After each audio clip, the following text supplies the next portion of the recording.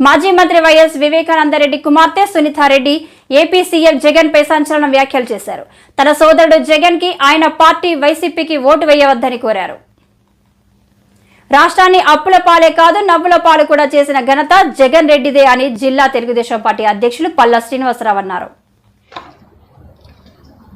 Subsequently, the investigation, what it appears to me at least, is that it restarted after the Supreme Court gave the verdict saying that close this investigation as soon as possible. And in the same judgment, transfer the trial from AP to Telangana. So Supreme Court recognized that yes, there is a problem there and transferred the trial out of the state. Investigation restarts now with a base in Hyderabad. Obviously it stopped and they have to start with my cousin Avinash Reddy. Now think about it. The MLA of the place or the MP of the place have a responsibility to ensure that there is no crime, to ensure that investigations are done quickly. So if a leader in your place has been killed, it's duty bound upon the leaders to follow up on the investigation. Not once did any of these people try to follow up and find out what has happened. Investigation is happening, not happening. Avinash అప్పటి వరకు ఒక్కసారి కూడా as a member of parliament me predecessor అయితే ఎవరైతే ఉన్నారో ఆ పొజిషన్లో ఆయన హత్య చేయబడితే ఏమవుతుంది ఇన్వెస్టిగేషన్ అన్న ఆతృతతో కొంచెం ఎంక్వైరీ చేసి త్వరగా చేయాలి ఇన్వెస్టిగేషన్ అని నాకు తెలిసిన నా ఇన్ఫర్మేషన్ షేర్ చేసే బదులు సిబిఐ వాళ్ళు పిలిస్తే నాకు వేరే పనులు ఉన్నాయి, ఇప్పుడు నాకు తీరిక లేదు, నాకు టైం ఇవ్వాలి, ఒక 5 రోజులు నోటీస్ ఇవ్వాలి before I can come. Why would you do that? You should be anxious to find the culprit. Instead of that, you're dilly-dallying and wasting time. So eventually, he gets in front of the officers and the officers ask him to come back again and again. And then తర్వాత మనకు అందరికీ తెలుసు కర్నూలులో ఏమైందో.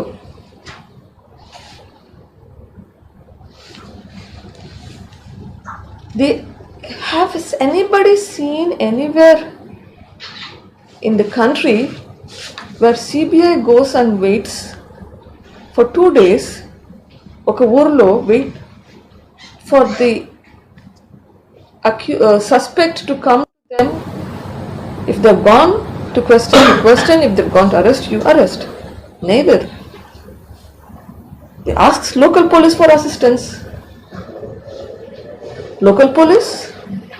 Where is their assistance? I don't know. Then after 2 days, they return back empty-handed. And is that even heard of anywhere? You know where the person is. It's different when the person is absconding. Here the person is, you know where this person is, but you're not even able to go near the person. మొత్తం తమాషాడ కర్నూలులో. అలా వినడానికి ఎలా ఉంది ఒకసారి ఆలోచించేయండి. అయితే ఇంకో విషయం సోదరులారా, హనుమాన్ విహారీ మనకంతా చాలా ఫేమస్ పేరు. మన ఇండియన్ టీంలోని ఆయన ప్రతిభను మనం చూసి ఆయన ప్లేస్ కూడా దక్కింది. అలాంటిది ఒక చోటా మోటా నాయకుడు కొడుకుని మందలించారని చెప్పేసి ఒక కెప్టెన్ గా ఆయన్ని హెరాస్ చేయడం చాలా దారుణం అండి. అంటే క్రీడల పట్ల ముఖ్యమంత్రికి ఉన్నటువంటి శ్రద్ధ ఒక్కసారి గమనించాలి. నేను మీ ద్వారా ప్రజలు కోరుతున్నాను, ఒకసారి గమనించండి. ఈయన ఒక కాసి ఆడుదాం ఆంధ్ర అని చెప్పి 150 కోట్లు 250 కోట్లు ప్రధానాన్ని వృధా చేయడం, స్టేడియంలో పెద్ద భారీ బహిరంగ సభలు పెట్టి మొత్తం స్టేడియంలో అంతా పాడు చేయడం. అంటే ముఖ్యమంత్రికి క్రీడల పట్ల కానీ క్రీడాకారుల పట్ల కానీ గౌరవం లేదు అన్నానికి ఇది ఒక నిదర్శనం అని చెప్పి మేము తెలియజేస్తున్నాం. ఏ ముఖ్యమంత్రి అయినా సరే ఒక ఆయన ప్యాలెస్కే పరిమితం అయిపోయి కూర్చుని విషయాలన్నీ కూడా గాలి వదిలిపెట్టి సలహాదారులు ముసుగులో ఆ వలయంలో ఉండిపోతే మీరు ఎప్పుడు గమనిస్తారు ఈ ప్రజల యొక్క ఆవేదనని, క్రీడాకారుల యొక్క మనోభావాలను ఎప్పుడు మీరు గమనిస్తారు. కనుక ముఖ్యమంత్రి గారు ఇప్పటికైనా సరే మీరు ఖచ్చితంగా మీకు బుద్ధి చెప్పేటువంటి సమయం వచ్చిందని తెలియజేస్తాను ముఖ్యమంత్రి గారికి. అలాగే ఇంకొక విషయం, హౌసింగ్ ప్లాట్లని మళ్ళీ తెర మీద తెచ్చారు, చూశారు కదా. వాస్తవికంగా చెప్పాలంటే హౌసింగ్ ప్లాట్లన్నీ కూడా పేదోళ్ళ ముసుగులో పెద్దోళ్ళు కొట్టుపడేశారు, వైసీపీ నాయకులే కొట్టుపడేశారు. పేదవాడికి ప్లాట్ అనడం మొత్తం ఒక్కొక్కడు కూడా ఎవడెవడో పేర్లు ఎక్కించేసి 4-5 సింగిల్ ప్లాట్లు చేసుకొని రేపు డెవలప్మెంట్ చేసుకుందాం ఒక ఆలోచనతో ఈ నాయకులు ఉన్నారు, వైసీపీ నాయకులు. దీని మీద పూర్తి స్థాయి ఎంక్వైరీ చేయాలి. ఒకటే మాట చెప్తున్నా, మనకు రోజు రూరల్ ఏరియాస్ నుంచే వస్తారు అర్బన్ ఏరియాస్ పనిచేయడానికి. కానీ అర్బన్ ఏరియాస్ నుంచి వెళ్ళి రూరల్ ఏరియాకి వెళ్ళి ఉంటాడా? ఎవరికైనా ఇల్లు నిర్మాణం చేస్తుంటే అర్బన్ ఏరియాస్ లో పెట్టి ఆ వర్క్ ప్లేస్ దగ్గర ఉంటే ఆ ట్రాన్స్పోర్టేషన్ అమౌంట్ గా కలిసి వస్తుంది. కానీ వీళ్ళు ఏం చేస్తారు, ఇక్కడ ఉన్నటువంటి వాళ్ళు దూరంగా తీసుకెళ్లి పెట్టి ఆ ప్లాట్లు వాళ్ళకి అందుబాటులో వాళ్ళకి పనిచేయమని తెలుసు కనుకనే వాళ్ళు ఏం చేస్తారు, మళ్ళీ ఈ పెద్దలు ఎంటర్ అయిపోయి వాళ్ళ దగ్గర నుంచి ఆ ప్లాట్లు తీసుకొని మళ్ళీ వ్యాపారాలు చేస్తారు, రియల్ ఎస్టేట్ చేస్తారు. దీని మీద వచ్చిన తర్వాత మేము పూర్తి స్థాయి ఎంక్వైరీ చేస్తామని చెప్పేసి తెలియజేస్తున్నాం. అలాగే చివరిగా నిన్న తాడేపల్లిగూడెంలో జెండా అనే మొన్న మీటింగ్ అయింది. దానికంటే జనాలు లేరక, వీళ్ళ సభలకు వచ్చి జనాలు వచ్చేస్తున్నారు. జనాలు వస్తున్నారు లేరు ప్రజలు చూస్తారు చెప్తారు. కనుక నేను మీ కుర్చీ మడత పెట్టడానికి ప్రజలు సిద్ధంగా ఉన్నారని చెప్పేసి తెలియజేస్తాను. మేము మొన్న లోకేష్ బాబు పర్యటన వెళ్ళారు, మధ్యాహ్నం మీటింగ్ పెట్టాము, భోజనాలు లేకుండా 3 గంటలు ప్రజలు కూర్చున్నారు, విన్నారు. దాని చూసేది తెలుసుకోండి అని చెప్పి తెలియజేస్తాను. రేపు రాబోయే రోజుల్లో జగన్మోహన్ రెడ్డి గారిని వైసీపీ పార్టీని ఇంటికి పంపించడానికి ప్రజలు సిద్ధంగా ఉన్నారని చెప్పి తెలియజేస్తూ సెలవు తీసుకున్నాను. నమస్కారం. ఒక చాలా బాగుందిరా బాబు అని చెప్పుకున్నట్టు ఇక్కడ మీరందరూ ఎంత ఖర్చు చేశారు? 200 కోట్లు విలువ చేసేటువంటి 13 సంవత్సరంలో 15 సంవత్సరంలో పాత. టీడీపీ రాష్ట్ర ప్రధాన కార్యదర్శి నజీర్ కామెంట్స్. వాలంటీర్ల చట్ట వ్యతిరేక శక్తుల వైసీపీ ప్రభుత్వం వాలంటీర్లకు 9,666 కోట్లు ఖర్చు పెట్టారు. వాలంటీర్ వ్యవస్థ బ్రోకర్ వ్యవస్థగా తయారైంది. వాలంటీర్ నుంచి ఆంధ్రప్రదేశ్ ని కాపాడండి స్వామి అని చెప్తా. అందరికీ నమస్కారం, అస్సలాము అలైకుం. మా నాయకుడు చంద్రబాబు నాయుడు గారు ఎంత చక్కగా వాళ్ళు ప్రాధాన్యపడ్డారు. మీ మీద మా కోపం లేదు, మిమ్మల్ని డిస్టర్బ్ చేయము, మీకు సేవ కోసం వాడుకుంటాం, అతన్ని చూసుకునే దానికైనా బ్రహ్మాండం చూసుకుంటారు. ఆయన ముఖ్యమంత్రి అవుతాడే పిచ్చోళ్ళారా వాలంటీర్సా? ఆయన ముఖ్యమంత్రి అవుతే మీలాంటి వాళ్ళకి ఎంతెంత మంచి ఉద్యోగాలు ఇప్పగలుగుతాడు అతను. ఆయన వ్యవస్థరా, ఆయన చరిత్రరా, అతను విజనరీ. మీరు ప్రిజనరీ ఎమ్మటి తిరుగుతున్నారు. మీకు విజనరీ కావాలా, ప్రిజనరీ కావాలా? అన్నాదమ్ములు కుటుంబ సభ్యుల్ని ప్రేమించేవాడు కావాలా, బాబాయిని చంపినవాడు కావాలా? చెల్లిని తమ్ముడిని అభిమానించేవాడు కావాలా, చెల్లిని గోడకేసి కొట్టినవాడు కావాలా? అన్ని వర్గాల్ని సమానం చూసేవాడు కావాలా, ఒక కులాన్ని నెత్తి మీద పెట్టుకునేవాడు కావాలా? రాష్ట్ర అభివృద్ధి చేసేవాడు కావాలా, అవినీతి చేసేవాడు కావాలా? రాష్ట్రాన్ని స్వర్ణాంధ్రప్రదేశ్ చేసేవాడు కావాలా, రాష్ట్రాన్ని గంజా ఆంధ్రప్రదేశ్ చేసేవాడు కావాలా? ఎవడరా నీకు చెప్పింది? ఎవడరా మీకు చదువు చెప్పింది? అసలు మీ చదువుకుంది చదివేరా? వాలంటీర్స్ అంటే ఏంట్రా? లాభాపేక్షగా ఎటువంటి లాభాలు ఎరగకుండా సేవ చేసేవాడే వాలంటీర్ అంటారు. మీరు డబ్బులు దొబ్బుతున్నారు. ఇటు ప్రభుత్వ డబ్బులు అంటే ఎవరి? జగన్మోహన్ రెడ్డియా, నజీరియా, లేదా అప్పారావు సుబ్బారావు? కాదురా నాయన. మీ నాన్న కట్టి కరెంట్ బిల్లు మీ నాన్న అడుగు, నాన్న 2014 మన కరెంట్ బిల్ ఎంత? నేను గాలికి తిరిగాను, నాకు తెలియదు అని అడుగు. నాన్న లేదా అమ్మ 2019లో మన గ్యాస్ ఎంత కొన్నాం, ఇప్పుడు ఎంత కొంటున్నాను మీ అమ్మని అడుగు.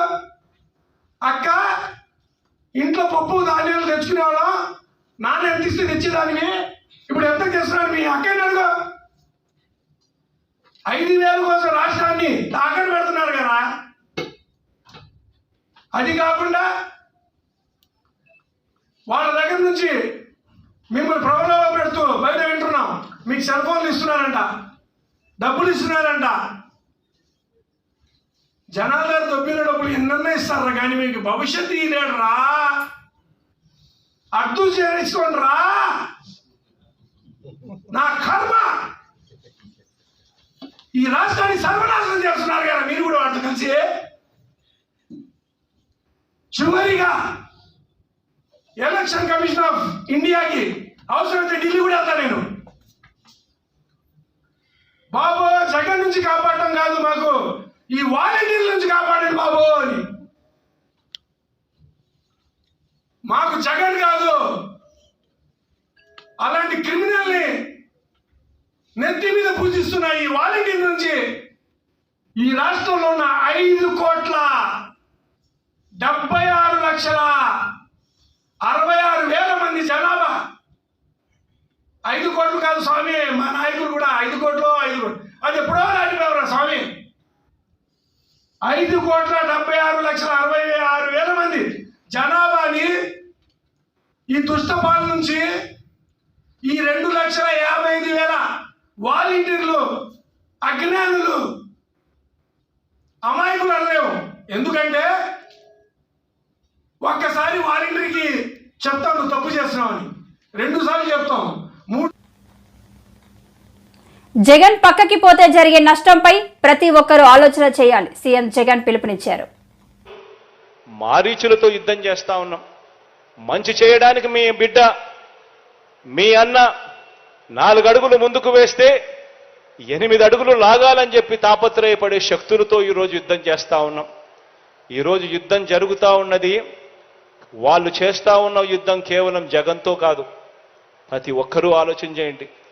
జగన్ అనే ఒక్కడు గన పక్కకు తప్పుకుంటే జరిగే నష్టమేమిటి అని చెప్పి ప్రతి ఇంట్లో ప్రతి తల్లి, ప్రతి తండ్రి, ప్రతి పాప, ప్రతి పిల్లాడు కూడా ఆలోచన చేయమని అడుగుతా ఉన్నా. జగన్ అనే వ్యక్తి ఒక్కడు పక్కకు పోతే ఇక పిల్లల చదువులు ఉండవు, గవర్నమెంట్ బడులలో ఇంగ్లీష్ మీడియం ఉండదు, పిల్లల చదువుల గురించి ఆలోచన చేసే మనస్తత్వం ఉండదు, 100% ఫీజు రీయింబర్స్మెంట్ కథ దేవుడెరుగు, పిల్లలను పట్టించుకునే పరిస్థితి ఉండదు. విద్యారంగం గాలికి పోతుంది. పేదవాడు అప్పుల పాలు కాకుండా వైద్యం అందాలి అన్న పరిస్థితి, ఫ్యామిలీ డాక్టర్ కాన్సెప్టు, ఆరోగ్య సురక్ష కాన్సెప్టు, పేదవాడికి నేరుగా మందులు ఇంటికే వచ్చి అందిస్తా ఉన్న మందులు, ఆరోగ్యశ్రీ నిర్వీర్యం, ఆరోగ్య ఆసరా కథ దేవుడెరుగు, ఇవన్నీ కూడా జరుగుతాయి. వ్యవసాయం గాలికి ఎగిరిపోతుంది. రైతన్న పూర్తిగా కూడా చితకలబడిపోతాడు. అక్క చెల్లెమ్మల బతుకులు చిన్నాభిన్నమవుతాయి. ఆలోచన చేయమని అడుగుతా ఉన్నా. కేవలం పేదవాడికి తోడుగా నిలబడుతూ పేదవాడి భవిష్యత్ కోసం, పేదవాడి కోసం యుద్ధం చేస్తా ఉన్నది కేవలం మీ జగన్ మాత్రమే అని చెప్పి కూడా ఈ సందర్భంగా చెప్పడానికి గర్వపడతా ఉన్నా. అందుకే నేను ప్రతి ఒక్కరికి కూడా చెప్తా ఉన్నా, వాళ్ళు చెప్పే అబద్ధాలు నమ్మకండి, వాళ్ళు చెప్పే మోసాలను నమ్మకండి. రాబోయే రోజుల్లో ఇంకా అబద్ధాలు ఎక్కువ చెప్తారు, రాబోయే రోజుల్లో ఇంకా మోసాలు ఎక్కువ చెప్తారు. ప్రతి ఇంటికి కేజీ బంగారం ఇస్తామంటారు, ప్రతి ఇంటికి బెంచ్ కారు కొనిస్తామని కూడా చెబుతారు రాబోయే రోజుల్లో. కానీ ఆలోచన చేయమని అడుగుతా ఉన్నా, మీ ఇంట్లో మాత్రం ఎవరు మంచి చేశారు, ఎవరి హయాంలో మంచి జరిగింది అన్నది మాత్రమే ఆలోచన చేయమని కోరుతా ఉన్నా. మీ ఇంట్లో మీ జగన్ వల్ల, మీ అన్న వల్ల, మీ తమ్ముడు వల్ల, మీ బిడ్డ వల్ల మీ ఇంట్లో మీకు మంచి జరిగి ఉంటే మాత్రం మీ అన్నకు తోడుగా మీరే ప్రతి ఒక్కరూ కూడా అడుగులు ముందుకు వేయండి, సైనికుల్లా నిలబడండి అని మాత్రం చెప్తా ఉన్నా. ఖచ్చితంగా నేను చెప్పే ఈ మాటలు గుర్తుపెట్టుకోమని చెబుతూ ఈ మంచి కార్యక్రమానికి ఇక శ్రీకారం చుట్టే కార్యక్రమం చేస్తా ఉన్నాం. దేవుడి దయ, ప్రజలందరి చల్లని దీవెనతో ఇంకా మంచి చేసే కార్యక్రమం గొప్పగా రావాలి, జరగాలి అని కోరుకుంటూ, నా పక్కనే అనిల్ ఉన్నాడు.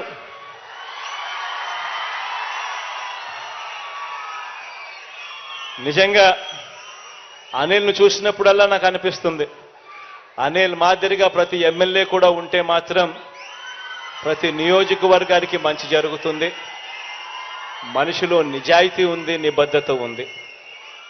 అనిల్ లాంటి వ్యక్తిని, నా తమ్ముడిని మీ అందరూ కూడా గొప్పగా దీవించాలని మనసారా కూడా ఆకాంక్షిస్తూ కోరుతా ఉన్నాం. తాను కొన్ని విషయాలు నాకు చెప్పాడు. తాను చెప్పిన కొన్ని విషయాలలో నాకు డీటెయిల్గా కూడా ఇచ్చాడు. కొన్ని రోడ్లకు సంబంధించి, తాను అడిగిన నీటికి సంబంధించి, రోడ్లకు సంబంధించి, కొన్ని కాన్స్టిట్యున్సీ డెవలప్మెంట్కి సంబంధించి అడిగాడు. ఇవన్నీ కూడా ఖచ్చితంగా తనతో పాటు నేను కూడా కూర్చొని, నేను కూడా అధికారులను పిలిపించి ఇవన్నీ కూడా యుద్ధ ప్రాతిపదికన అడుగులు ముందుకు వేసేట్టుగా చేస్తాను అని కూడా ఈ సందర్భంగా ప్రతి ఒక్కరికి కూడా తెలియజేస్తా ఉన్నాను. ఇక బటన్ నొక్కే జగన్ భావితరాలకు భవిష్యత్తు అని సాయి ప్రియ అనే బీటెక్ విద్యార్థిని జగన్ పై ప్రశంసలు కురిపించింది.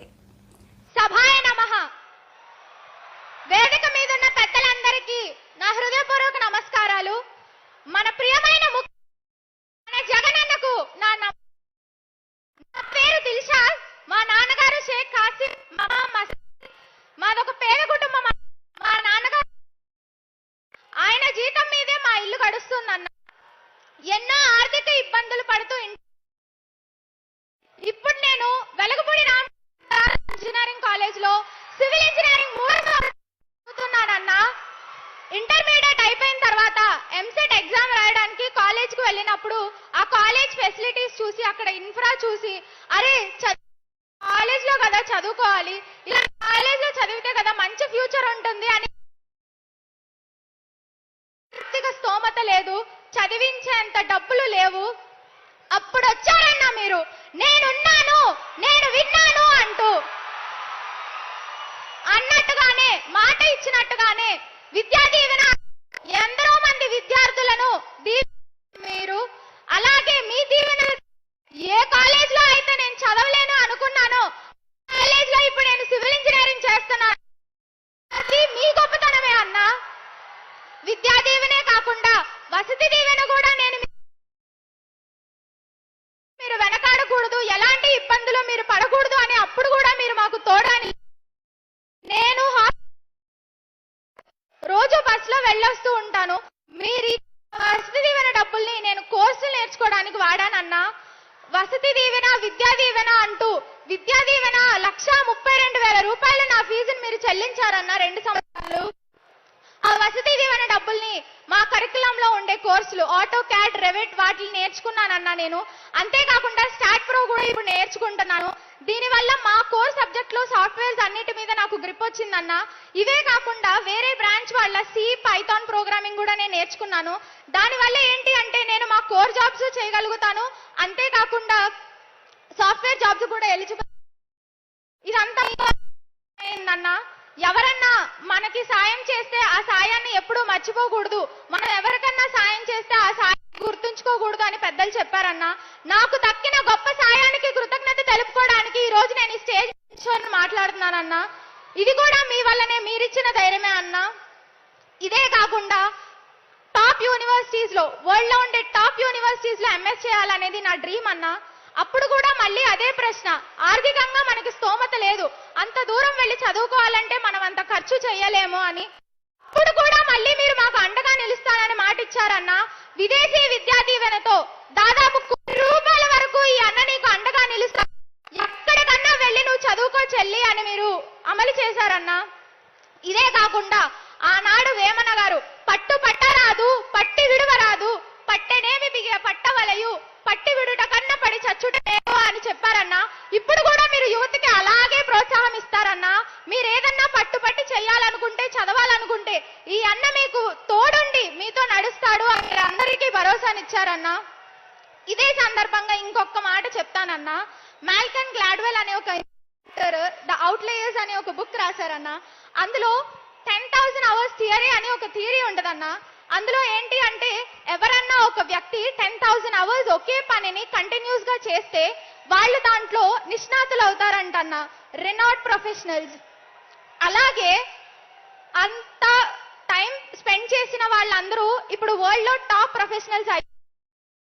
మీరు ఆ 10,000 hours ప్రజల మధ్య గడిపారు కాబట్టి ఇంత గొప్ప రాజకీయ నాయకుడు అయ్యారన్నా ఈ రోజు. అంతేకాకుండా నేను కూడా ఆ 10,000 hours థియరీని పాటిస్తానని వరల్డ్ లో గ్రేట్ ప్రొఫెషనల్ దిల్షాద్ అని నా పేరు వినిపించిన రోజు మళ్ళీ మీ వద్దకు వస్తానని, ఇది మీ దిల్షాద్ సార్, మీరు చెక్కిన శిల్పం ఇది, మీరు చెక్కిన ప్రొఫెషనల్ ఇది అని మళ్ళీ ఈ స్టేజ్ మీద నించొని మీకు నేను మాటిస్తున్నానన్నా. మీలాంటి యంగ్ మినిస్టర్ చేతుల్లో రాష్ట్రం ఉన్నందుకు మీరు తీసుకొస్తున్న కొత్త కొత్త రిఫార్మ్స్, మీ ఐడియాలజీస్, సచివాలయాన్ని తీసుకొచ్చి మన గాంధీ గారి కళ అయిన గ్రామ స్వపరిపాలనను ఇంకా ఇలాంటి ఎన్నో ఇన్నోవేటివ్ ఐడియాస్ తీసుకొచ్చి మా యూత్ కి ఎంతో ఇన్స్పిరేషన్. మీరు మీ పాలన ఇలాగే దశాబ్దాలని కోరుకుంటూ నాకు జన్మనిచ్చిన నా తల్లిదండ్రులకు, నాకు చదువు చెప్పిన ఉపాధ్యాయులకు, చదువునేలా చేసిన మా అన్నగారికి కృతజ్ఞతలు తెలుపుకుంటూ సెలవు తీసుకుంటున్నానన్నా. జై జగనన్న, జై జై జగనన్న. ధన్యవాదాలు. అభినందనలు దిల్షాద్, శుభాశీస్సులు. నీ ఆత్మవిశ్వాసానికి పెద్దల ఆశీర్వాదం తోడై జీవితంలో ఉన్నత శిఖరాలు అధిరోహించాలని ప్రదర్శిస్తూ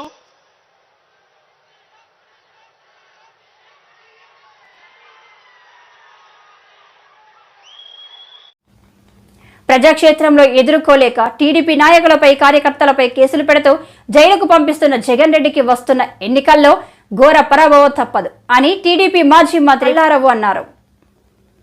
మెజారిటీతోటి స్వతంత్ర చరిత్రలో పేటలో ఏ ఒక్కరూ చేయని అభివృద్ధిని చంద్రబాబు నాయుడు గారి నాయకత్వంలో తెలుగుదేశం పార్టీ ఆధ్వర్యంలోనే చేసి చూపించాం.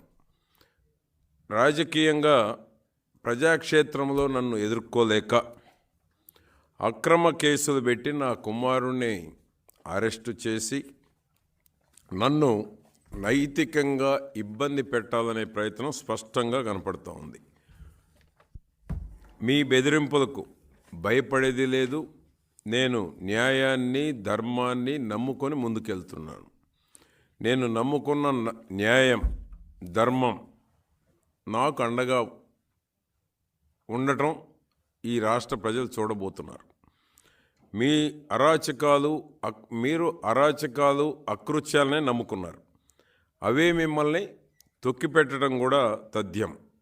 చిలకలూరుపేట అభివృద్ధి కోసం, ప్రజల కోసం ఎంతవరకైనా పోరాడతాం. నాకు టికెట్ ప్రకటించిన 24 గంటల్లో నా కుమారుడిపై కేసు పెట్టారు. 24 గంటలు తిరక్కముందే కుమారుడి మీద, కుటుంబ సభ్యులందరి మీద కేసు పెట్టారు. AP state director of revenue intelligence ఎవరి ఆధీనంలో ఉంది? ప్రభుత్వానికి సంబంధం లేకుండా రెవెన్యూ ఇంటెలిజెన్స్ సృష్టించి ఎందుకోసం, ఎవరిని ఇబ్బంది పెట్టడానికి? ప్రభుత్వ ప్రేరేపిత ఉగ్రవాదానికి నా కుమారుడిపై పెట్టిన కేసు డిఆర్ఐ వ్యవస్థ రూపకల్పనే సాక్ష్యం. వ్యవస్థలను విచ్ఛిన్నం చేసి తన వికృత చేష్టలకి జగన్మోహన్ రెడ్డి ప్రభుత్వ యంత్రాంగాన్ని వాడుకుంటున్నారు. జగన్ రెడ్డి చేస్తున్నటువంటి కుట్రలు, కుతంత్రాలు తెలుగుదేశం పార్టీ నా ఆత్మస్థైర్యాన్ని, చిలకలూరుపేట విజయాన్ని దెబ్బతీయలేవు. జగన్మోహన్ రెడ్డి తెలుసుకోవాల్సినటువంటి విషయాలు. ఎందుకంటే చిలకలూరుపేటలో ఎదుర్కోలేక, చిలకలూరుపేటలో విజయం వన్ సైడ్ ఉందనేటువంటి తట్టుకోలేక నా కుమారుడిపై, కుటుంబ సభ్యులపై బురద జల్లటమే ధ్యేయంగా పెట్టుకున్నటువంటి ఈ డిఆర్ఐ కుట్ర కేసు.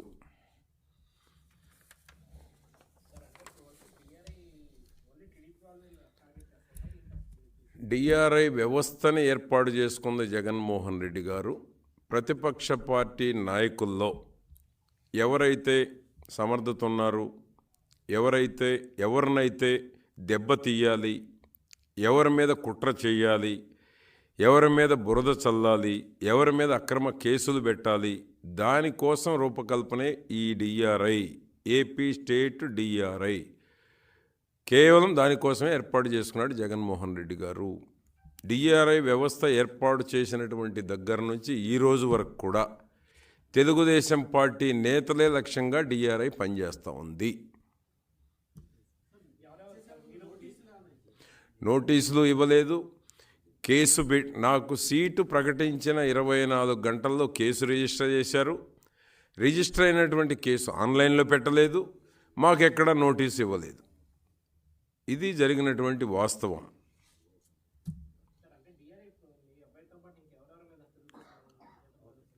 అంటే ఇప్పుడు వాళ్ళ టార్గెట్స్ ఉన్నాయి.